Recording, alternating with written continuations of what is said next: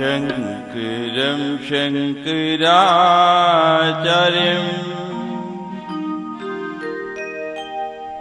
केशवं बादरायणम्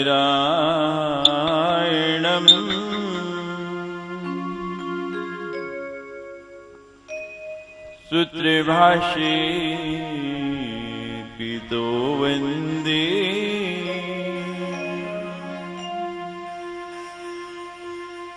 भगवन्तो पुनः पुनः।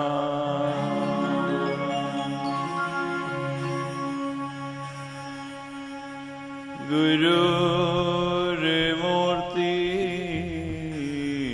स्वरे नित्यम्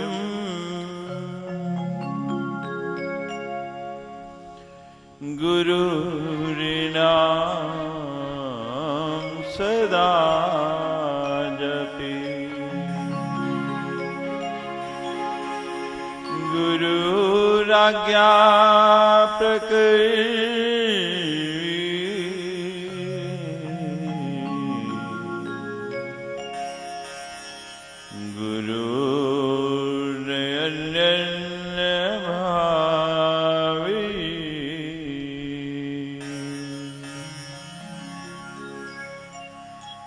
सर्वे मंगल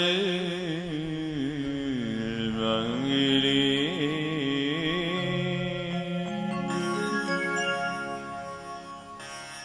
शिवे सर्वार्थ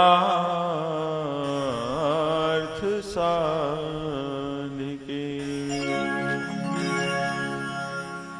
शरणे त्र्यंबके गौरी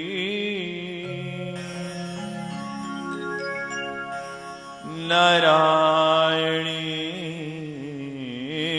नमोस्तुते।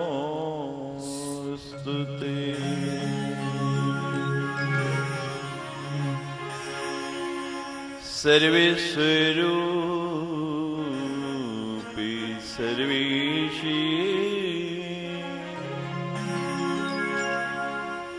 सर्वशक्ति समन्विते विश्राणो देवी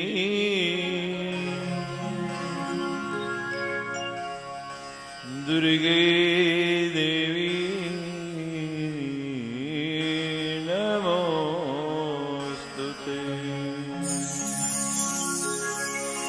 सच्चे दरबार की सच्चिदानंद माता त्वरी सदा जयकारा वीर बजरंगी हर हर महादेव।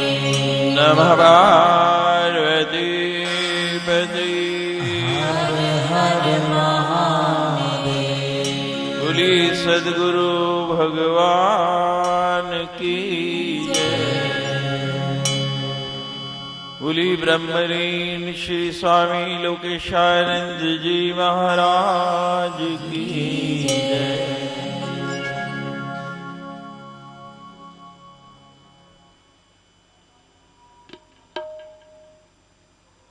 गुरुदेव नमामि नमो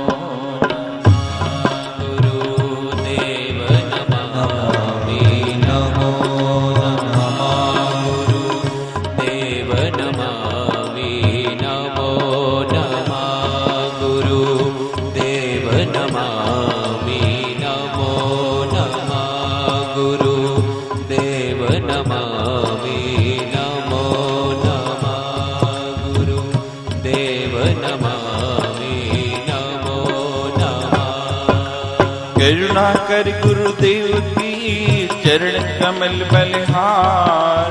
टूटे फूटे भाव हैं करो इसे स्वीकार। गुरुदेव नमामि नमो नमः। गुरुदेव नमामि नमो नमः। श्री गुरु चरण मनाए के गणपति ले ऊंधे आए। गुरु चालीसा पाठ करूं तब अनुशासन पाए। गुरुदेव नमामि नमो नमः। गुरुदेव नमामि नमो नमः।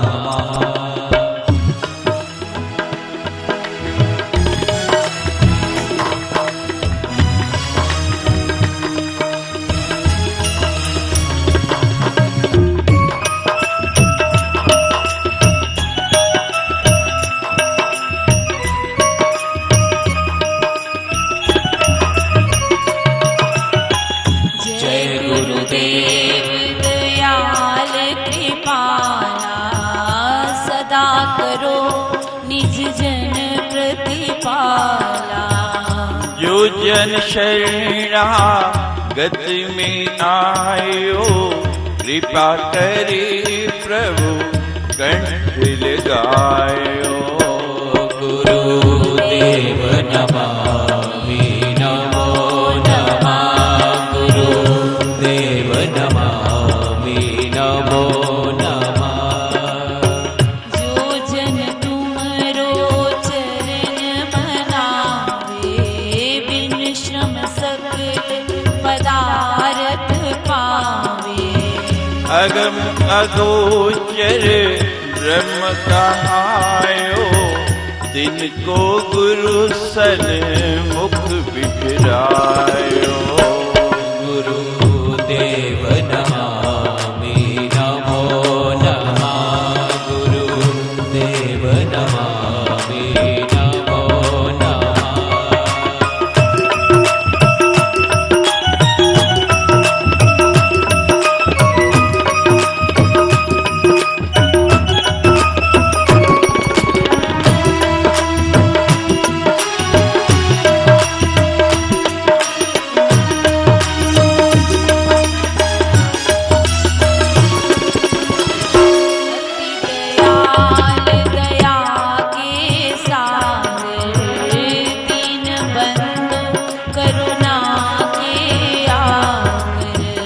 सब सुख होत तुम्हारी दूजा, तुम बिन नाथ और नहीं दूजा।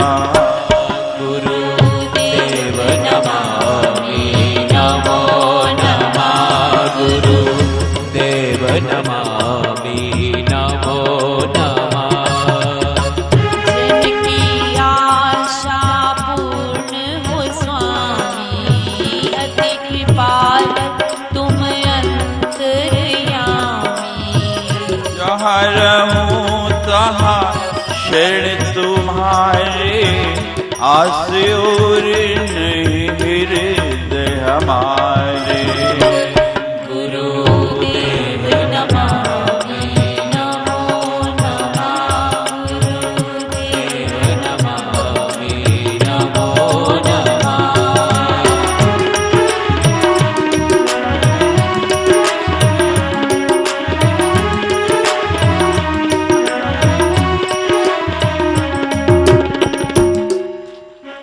तुम्हारी कृपा सो सब भरपूरा, तुम बिन जीवन रहे अधूरा। तुम बिन चाहूं जिस हे अंधियारा, तुम बिन कहो कौन रखवारा। गुरुदेव नमामि नमो नमः। गुरुदेव नमामि नमो नमः। तुम बिन मोहि नाथ ना दूजा, तुम बिन करूं मैं किसकी पूजा। तुम बिन किसकी शरणी जाओ, रहित हृदय शांति कहाँ पाओ। गुरुदेव नमामि नमो नमः। गुरुदेव नमामि नमो नमः।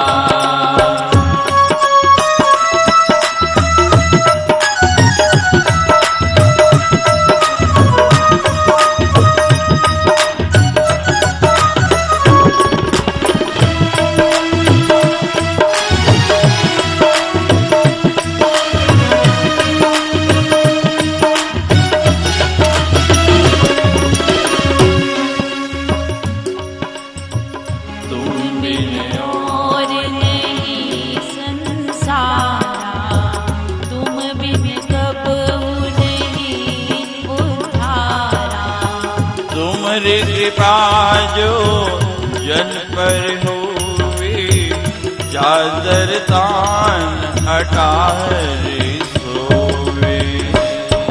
गुरुदेव नमामि नमो नमः, गुरुदेव नमामि नमो नमः। गुण गुणशील रूप भंडारा, बिन तुम्हारे सब अधियारा। जो आयो सब की दुख तारे, दीन बंधु गुरुदेव हमारे। गुरुदेव नमामि नमो नमः, गुरुदेव नमामि नमो नमः।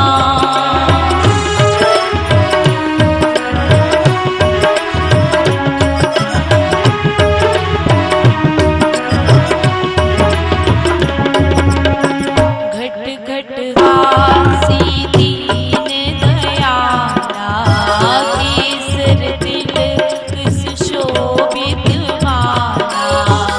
अखिल कोटि ब्रह्मांड कहायो, सब में सार गुरु कृपायो।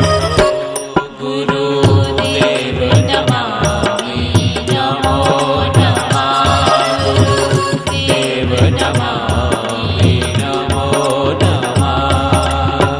चार वेद षट दर्शन देता में गुरु की महिमा पे। अष्टादश पुराण कही जेते, गुरु महिमा कही था के देते। गुरुदेव नमामि नमो नमः, गुरुदेव नमामि नमो नमः।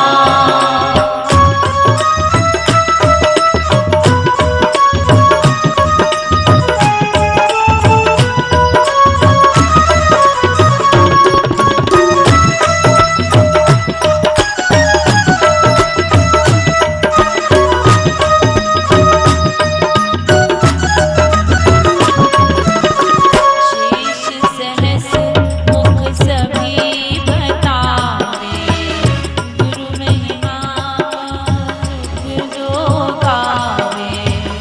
कहीं माँ का कोई पार न पाया, जीता मति सो तीता गाया। गुरुदेव नमामि नमो नमः, गुरुदेव नमामि नमो नमः।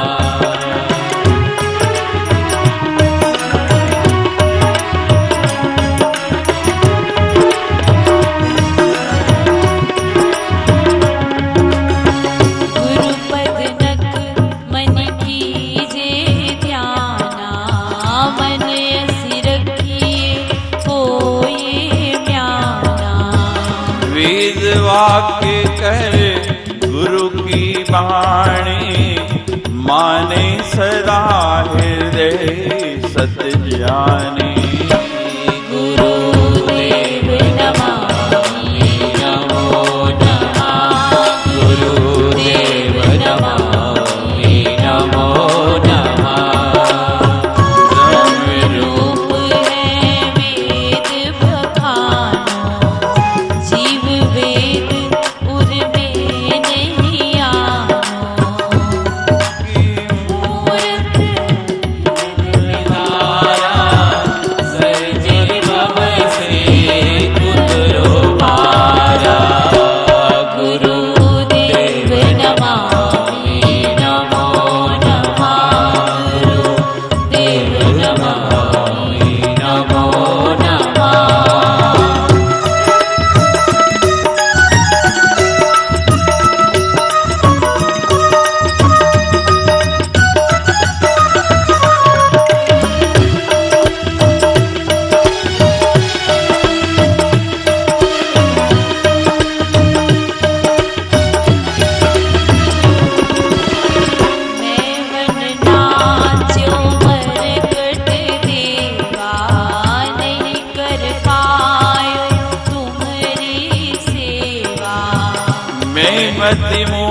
मूढ़ महा अज्ञानी, तुम्हारी महिमा नेक न जाने।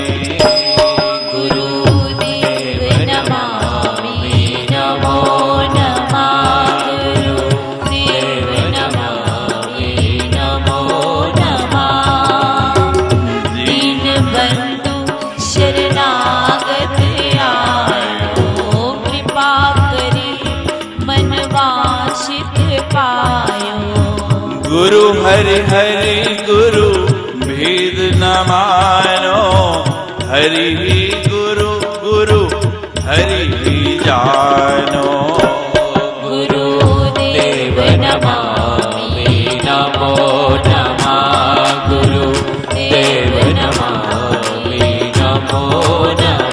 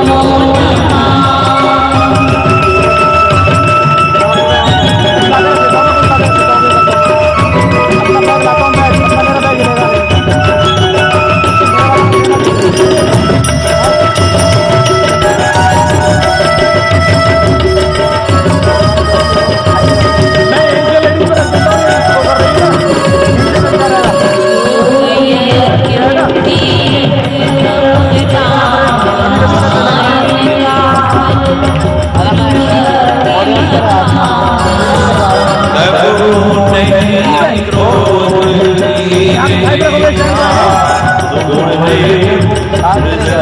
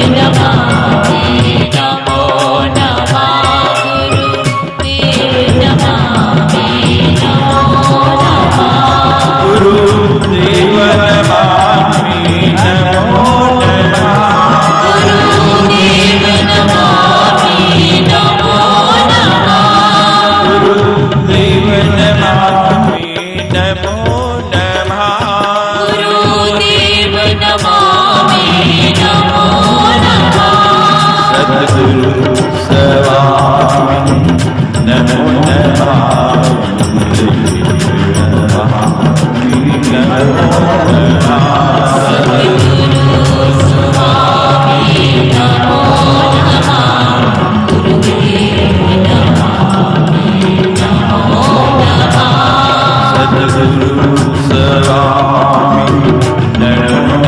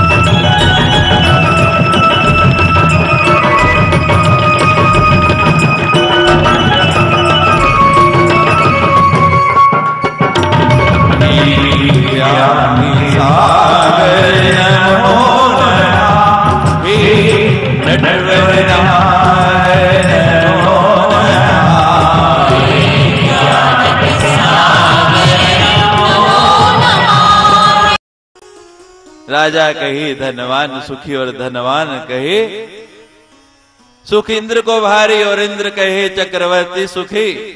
चक्रवर्ती कहे सुख ब्रह्मा को भारी, ब्रह्मा कहे शंकर सुखी और शंकर कहे सुख विष्णु को भारी।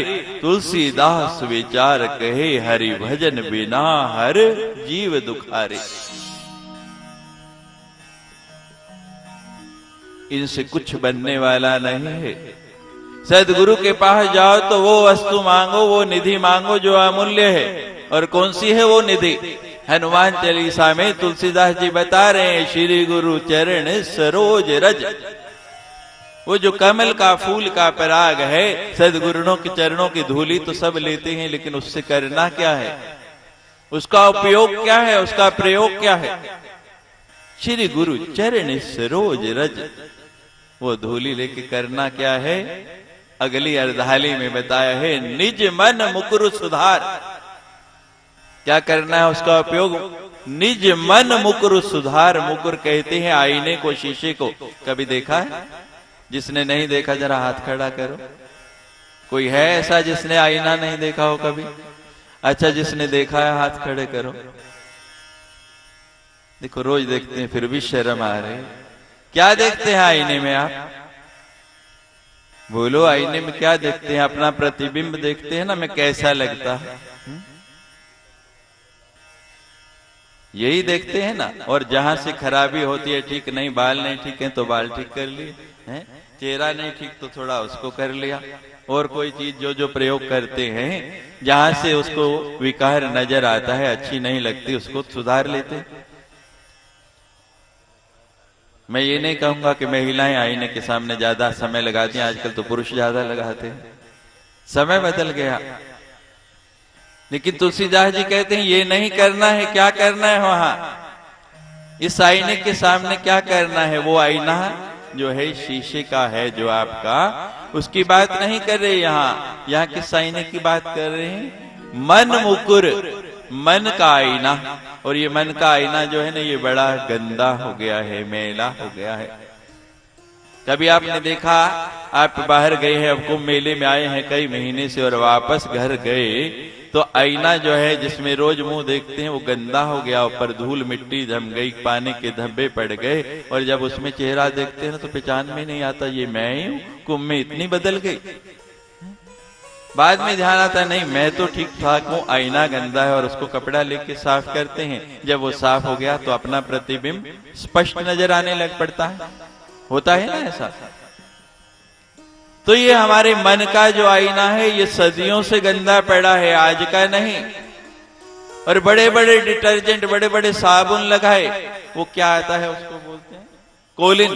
कोलिन भी स्प्रे की, लेकिन ये साफ नहीं होता। फिर किसी संत से जाके पूछा ये कैसे साफ होगा, इसको साफ करने का साधन क्या है? तो बता दिया श्री गुरु चरण सरोज रज, जाके किसी सदगुरु के चरणों की रज ले आओ, उसकी धूली ले आओ, आपका ये आईना, आपका ये मन साफ हो जाएगा। अब धूली लाके इस मन के आईने को रगड़ के साफ करना है।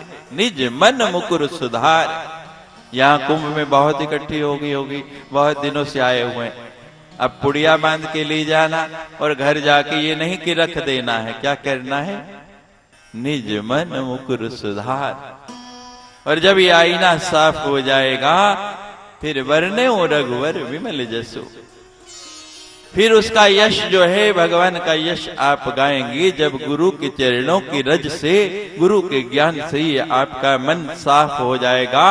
गकार सिद्धिदय प्रोक्तो, गए से ही ये सिद्धि प्राप्त हो जाएगी, इससे ही आपको इतना प्राप्त हो जाएगा। और जब ये आईना साफ होगा तो क्या फल मिलेगा? एक नहीं, दो नहीं, 4 धर्म अर्थ काम और मोक्ष, चारों के चारों आपको प्राप्त हो जाएंगे। और रे क्या है? रेफ है पास से हार के। गया अक्षर जो है वो सिद्धि देने वाला कहा गया है। ये अक्षर जो है रे अक्षर, ये पापों का हरण करने वाला बताया गया है। और दोनों के नीचे जो ऊ है वो अव्यक्त विष्णु है। गे, रे और ऊ, इन तीनों से ही क्या बना है?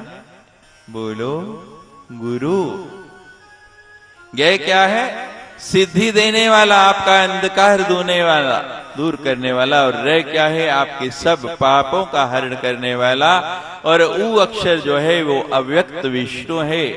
और इन तीनों से ही गुरु शब्द की उत्पत्ति हुई है।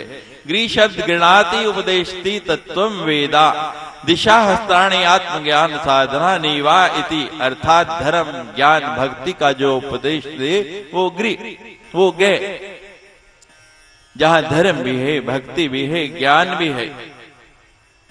आप श्रीमद् भागवत में सुन चुके हैं कि भक्ति के 2 बेटे हैं, ज्ञान और वैराग्य और वृद्ध हैं। भक्ति हो और ज्ञान वैराग्य नहीं आओ। कैसे आया? सदगुरु की कृपा हुई। श्रीमद् भागवत में भी आपने सुना और यहां भी, जब तीनों साथ होंगे तभी कुछ प्राप्ति होगी। और तीनों की प्राप्ति कहां होगी? जो इन तीनों को उपलब्ध करा दे उसी का नाम है गुरु। देव गंधर्व मनुष्य सब उनकी स्तुति करते हैं, इसीलिए उनको कहा गया है गुरु। देवता अपने गुरु बृहस्पति की स्तुति करते हैं, दानव अपने गुरु शुक्राचार्य की स्तुति करते हैं, और मानव जो जिसका गुरु है।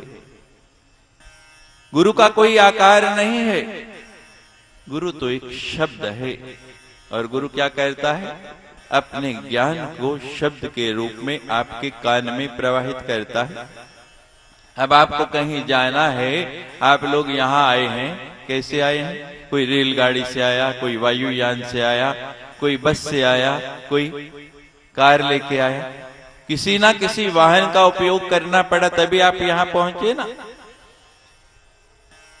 तो शब्द जो है वो वाहन है।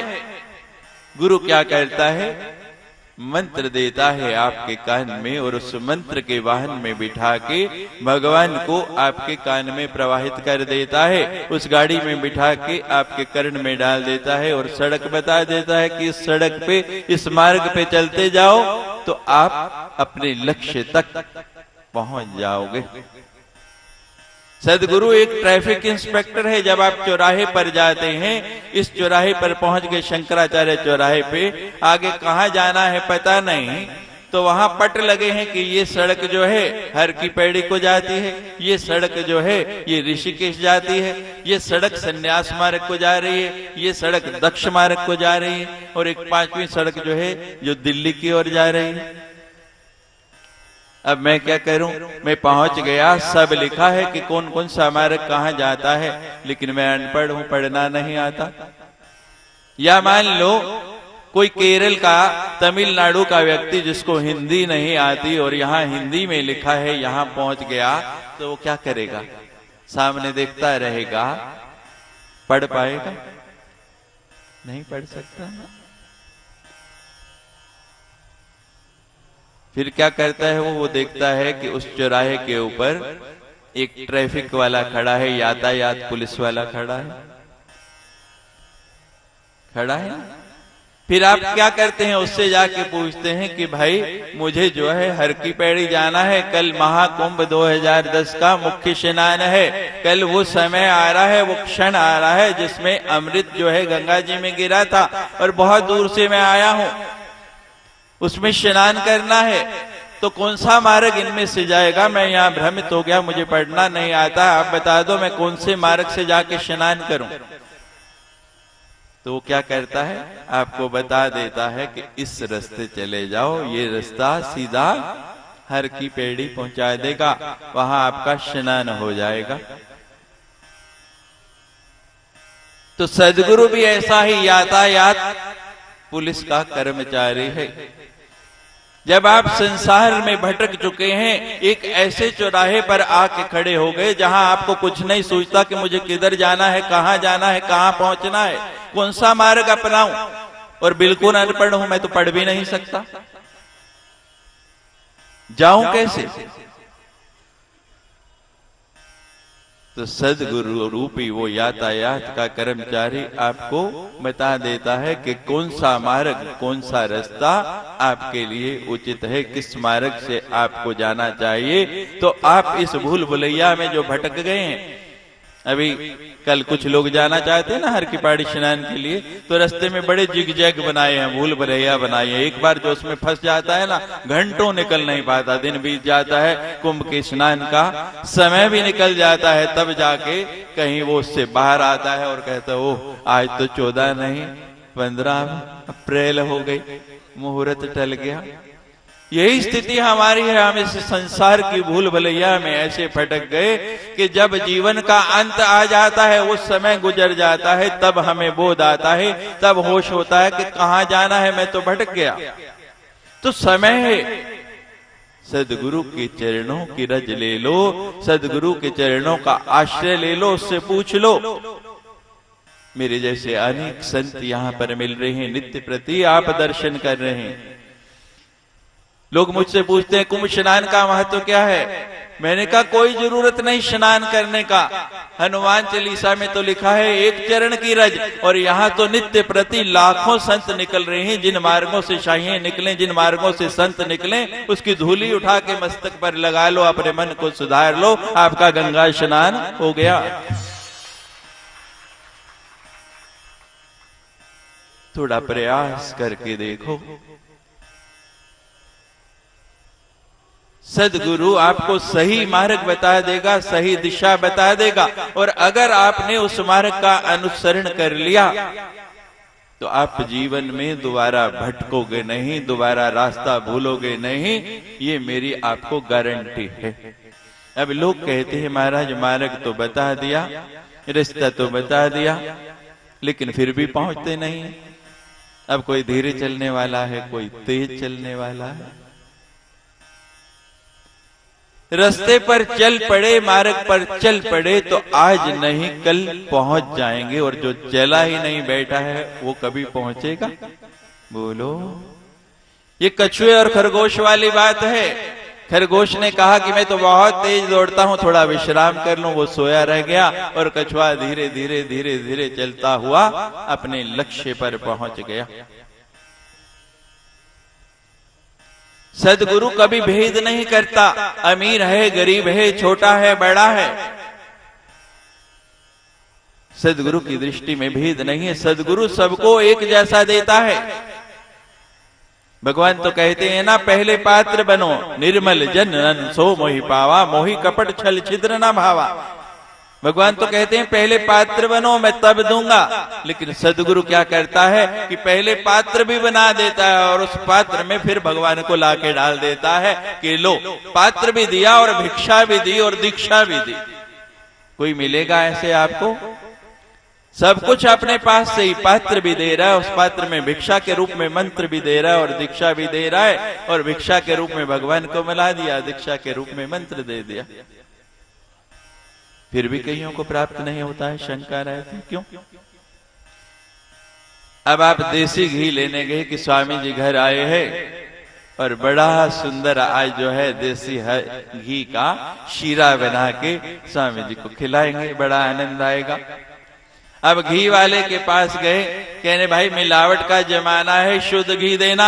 घी वाला कहता है महाराज आप तो मेरे पुराने ग्राहक हैं, सदियों से आने वाले हैं, आपके साथ धोखाधड़ी कभी नहीं करूंगा, मैं बिल्कुल शुद्ध बहुत अच्छा घी आपको दूंगा।